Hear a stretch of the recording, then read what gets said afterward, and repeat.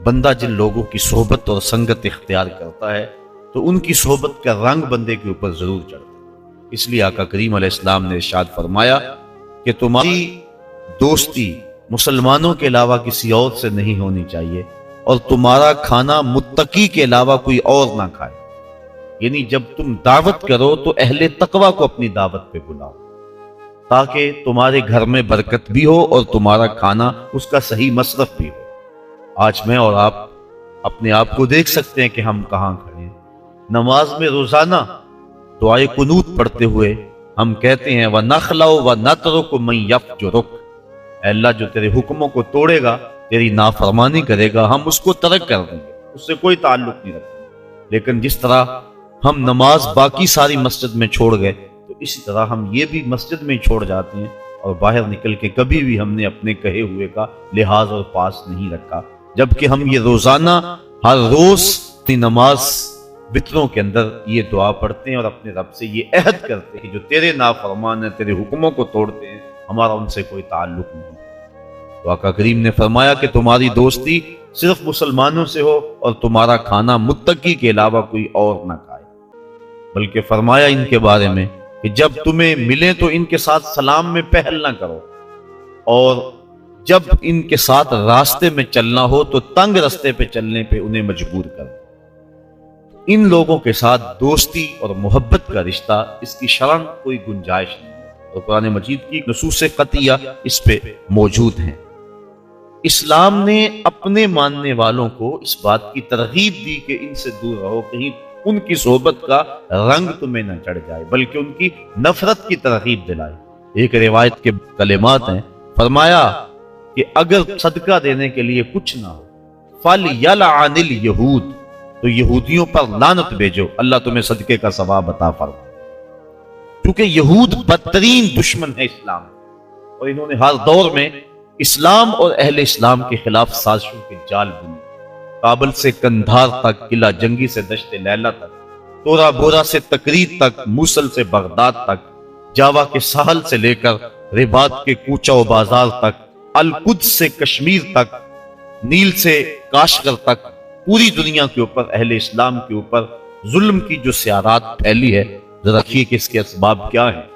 یہود و ہنود کا اور یہود و نصارہ کا گٹھ جوڑ، اور انہوں نے مسلمانوں کے لیے عرصہ حیات تنگ کر دیا، اور اس وقت ہم جس حالت میں ہیں کسی سے مخفی نہیں۔ ہمارے ساتھ جو کچھ ہوا، جو کچھ ہو رہا ہے اور جو کچھ ہونے والا ہے، کھول کر آنکھیں میرے آئینہ گفتار میں، آنے والے دور کی دھندلی سے ایک تصویر دیکھ۔ جو کچھ ہوا اس کا پیش منظر اگر دیکھیں پس منظر کے حوالے سے تو وہ بڑا بھیانک اور خطرناک ہے۔ ہماری آنکھیں کاٹی گئی، اور جب سارا خون بہہ گیا تو وہاں پٹرول بھرا گیا۔ جب پھیپھڑے پٹرول سے بھر گئے تو ان لاشوں کو آگ دی گئی، اور جب وہ اچھلتے تھے رقص بسمل کے تماشے کرتے تھے تو امریکی گنڈے کہہ لگاتے تھے۔ یہ کل کی کہانی ہے۔ شبرغان کی طرف جانے والے کنٹینروں کے اندر کس قدر طالبان بھر دیے گئے اور انہیں ایک گھونٹ بھی پانی کا نہ دیا گیا، اور بتاتے ہیں کہ جب پیاس کی شدت ہوئی تو وہ ایک دوسرے کا پسینہ چاٹتے تھے، اور جب شبرغان جا کے کنٹینر کھولے گئے تو 3 یا 4 افراد کے علاوہ باقی سارے جو سینکڑوں کی تعداد میں تھے وہ موت کی گھاٹ اتر چکے تھے۔ وہ تو ہمارے ساتھ یہ سلوک کریں اور ہم ان کے ساتھ دوستی پھینگیں بڑھائیں، یہ قطعاً گنجائش نہیں ہے۔ اسلام نے واضح طور پہ ہمیں پیغام اور حکم دیا، اور قرآن کے الفاظ اور قرآن کے بابرکت حروف ہمیں نور دے رہے ہیں اور ہمیں زندگی گزارنے کا ڈھب دے رہے ہیں۔ یا ایھا الذین آمنوا، اے ایمان والو، لا تتخذوا اليہود والنصارى اولیاء، یہود و نصارہ کو کبھی بھی دوست نہ بنانا۔ بعضهم اولیاء بعض، یہ ایک دوسرے کے دوست۔ ومن یتولہم منکم، تم میں سے جو ان کے ساتھ دوستی رکھے گا، فإنہ منہم، تو اس کا شمار انہی میں سے، اس کے طور طریقے، اس کی عادتیں، اس کی زندگی کا ڈھب ان کے مطابق ڈھل جائے گا، کیونکہ دوستی کا نتیجہ یہ ہے المرء علی دین خلیلہ، بندہ جس کا دوست ہو تو اس کا مذہب اور اس کے خیالات اور اس کی عادات ضرور اپنا لیتا ہے۔ اس لیے روکا گیا کہ برے بندے کی صحبت سے بچا جائے۔ علامہ رومی کہتے ہیں تا توانی دور شو از یار بد، یار بد بدتر بود از مار بد، کہا جہاں تک ہو سکے برے کی صحبت سے بچ، کہا برے کی صحبت برے سانپ سے بھی زیادہ خطرناک. پھر فرمایا اگر سانپ لڑ جائے تو انسان کی موت واقع ہو جاتی ہے، زندگی کو خطرہ ہے، اور اگر برا یار لڑ جائے تو ایمان کو بھی خطرہ ہوتا ہے. اس لیے ان لوگوں کی صحبت سے دور رہنا اور نفور رہنا اس کی ہی ترغیب دی گئی. بلکہ زندگی کے شب و روز میں انسان جب بھی کسی سے دوستی کا تعلق جوڑنے لگے تو اس کو پہلے اس کے عقائد اور اس کی سوچ دیکھنی چاہیے. حضرت علی المرتضیٰ رضی اللہ تعالیٰ عنہ کے قول کے مطابق 15 سال سے لے کر 20 سال تک کی جو عمر ہے یہ انتہائی اہم عمر ہے، اور اس عمر کے اندر اپنی اولاد پر خصوصی نگہداشت رکھنے کی ضرورت ہے کہ ان کی مجلس اور دوستی کسی برے شخص سے نہ ہونے پائے. ساری زندگی انسان کی جو ہوتی ہے وہ ان 5 سالوں کے اندر ترتیب پاتی ہے. پوری زندگی پر ان 5 سالوں کی صحبتوں کی چھاپ رہتی ہے. اس لیے ہمیں پوری شدت اور کوشش کے ساتھ اور محنت کے ساتھ ان ایام میں اپنی اولاد جب ان ایام سے گزر رہی ہو تو ان کی صحبت اور سنگت کو دیکھنا چاہیے. آنکھیں بند کر کے نہ بیٹھ جائیں، بلکہ دیکھیں کہ ہماری اولاد کہاں بیٹھتی ہے اور کہاں اٹھتی ہے. بلکہ اولاد ابھی عمر کے اس حصے میں ہے کہ اپنے نفع نقصان کو نہیں جانتے. ان کے لیے ترجیحات خود مقرر کریں اور اچھے دوست اور اچھے لوگ اور اللہ والے لوگ تلاش کر کے ان کی مجالس کے اندر ان کو خود بٹھا کے آئیں تاکہ ان کی برکات ان کو نصیب ہوں. ورنہ اگر یہ دن ان کے برباد ہو گئے تو ساری زندگی ان کی برباد ہو جائے گی. تو دوستی تعلق اچھے لوگوں کے ساتھ ہی یقیناً فائدہ بخش ہوتا ہے. آقا کریم علیہ السلام نے اس کو ایک مثال سے سمجھایا. فرمایا اچھے بندے کی صحبت کی مثال خوشبو بیچنے والے کی. کہا 3 چیزوں میں سے ایک چیز ضرور ہو، یا تو یہ وہ اسے خوشبو کا تحفہ دے دے گا کیونکہ اس کے پاس خوشبو وافر ہے، کچھ اسے دے دے گا بغیر کسی پیسے کے، اور یا یہ خوشبو اس سے لے لے گا. اور فرمایا یا نہ وہ دے گا اور نہ یہ لے گا، لیکن جب تک بیٹھا رہے گا خوشبو میں بسا رہے گا، اس کے مشام جام معطر رہے. اور برے بندے کی صحبت کو ایک مثال سے سمجھاتے ہوئے فرمایا کہ جس طرح لوہار کی بھٹی ہوتی ہے، یا تو کوئی چنگاری اڑ کر اس کے کپڑوں پہ پڑے گی اور کپڑے جل جائیں گے، بدن کے جلسنے کا اندیشہ ہے، اور اگر یہ نہیں تو کم از کم جتنی دیر تک بیٹھا رہے گا اس کے دھوئیں سے اور اس کے تعفن سے اس کو تکلیف پہنچتی رہے گی. اس لیے اچھے بندے کی صحبت کا رنگ اپنا ہے.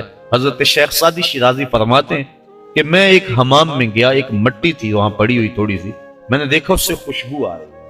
میں نے کہا تو مشک ہے، عنبر ہے، تیرے سے خوشبو آ رہی ہے. اس مٹی نے کہا ہوں تو میں مٹی، مجھے اپنی اوقات اچھی طرح یاد ہے، میں مٹی ہوں، میری ذات مٹی ہے، لیکن میرے اندر سے جو خوشبو تمہیں آ رہی ہے اس کی وجہ یہ ہے چند دن تک میں پھول کے قدموں میں بیٹھی رہی.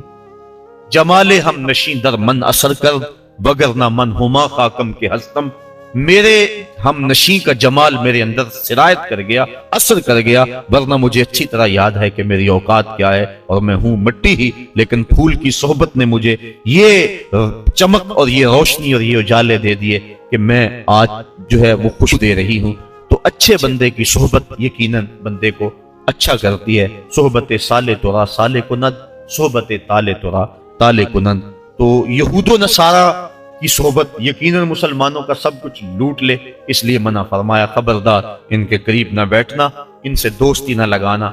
ہاں ان سے کاروبار کرنا جائز ہے، لیکن ایک ایک لمحہ تمہارے ذہن میں یہ بات ہونی چاہیے کہ ان کے دشمن ہیں اور یہ ہمارے دشمن. اگر یہ بات رہے گی تو ان کی صحبت بد کے اثرات ظاہر نہیں ہوں گے. لیکن اگر دوستی کا رنگ چڑھنے لگے گا ان ملاقاتوں کو تو نتیجتاً یہ ہے کہ دین ایمان سب کچھ برباد ہو جانے کا اندیشہ ہے. اس لیے منع فرما دیا کہ ان سے دوستی نہ لگانا. بے شک جس نے ان سے دوستی لگائی وہ انہی میں سے شمار ہوگا. بے شک اللہ تعالیٰ ظالم قوم کو ہدایت نہیں عطا کرتا. فَتَرَى الَّذِينَ فِي قُلُوبِهِم مَّرَضٌ يُسَارِعُونَ فِيهِمْ. وہ لوگ جن کے دلوں میں بیماری ہے، نفاق کی بیماری. یسارعون فیہم، وہ ان کی دوستی میں سرعت کرتے ہیں، جلدی کرتے، بھاگ بھاگ کر ان سے تعلق جوڑنا چاہتے ہیں. ان کی کوشش ہوتی ہے کہ ہمارا ان سے دوستی کا رشتہ جڑ جائے. کون لوگ؟ جن کے دل میں نفاق کی بیماری موجود ہے. اب اگر ان سے کہا جائے کہ میاں ان سے دوستی کیوں لگا رہے تو ان کے دلائل ہوتے ہیں. یقولون، کہتے ہیں، نخشا ان تصیبنا دائرہ، ہم اس لیے ان سے دوستی لگا رہے ہیں کہ کسی آنے والی مصیبت سے بچ جائیں، ہمارے اوپر کوئی آزمائش نہ آ جائے، کوئی گردش نہ آ جائے۔ اگر ہم نے ان سے دوستی نہ لگائی تو ہمیں خطرہ ہے اپنی معیشت، ہمیں خطرہ ہے اپنے حالات کا، دنیا کی منڈی میں ہم تنہا رہ جائیں گے، ہمارا سماجی بائیکاٹ کر دیا جائے گا، ہم پتھر کے زمانے میں دھکیل دیے جائیں گے۔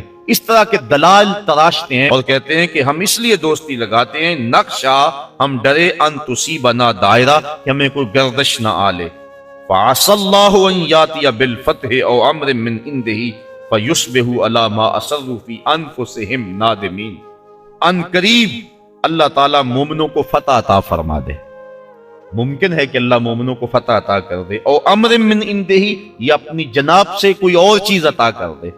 فَيُصْبِحُوا عَلَىٰ مَا أَسَرُّوا فِي أَنفُسِهِمْ نَادِمِينَ، یہ دوستی گانٹھنے والے اور اپنے دل کے اندر وہ چیزیں رکھنے والے یہ دیکھتے رہ جائیں گے اور شرمسار ہو جائیں گے، اور اللہ مومنوں کو سرخرو فرما دے۔